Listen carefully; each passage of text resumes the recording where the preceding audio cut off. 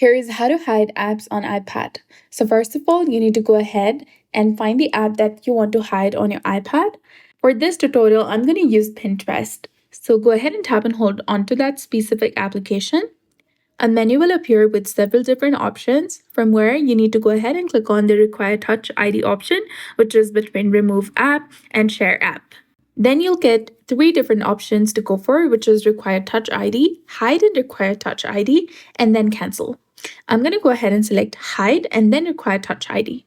To confirm this decision, you need to go ahead and use Touch ID on your iPad. Then select Hide App option, which is highlighted in blue color, and you'll be done.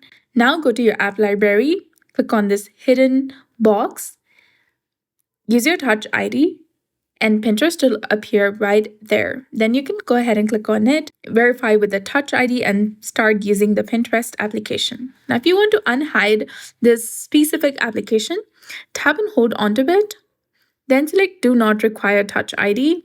Use Touch ID for verification, and you'll be done. So that's it. I hope you found this video helpful. This is how you can easily go ahead and hide or unhide application on iPad. So if you found this guide helpful, please like, share, and subscribe. Thanks for watching. We'll see you again in the next one.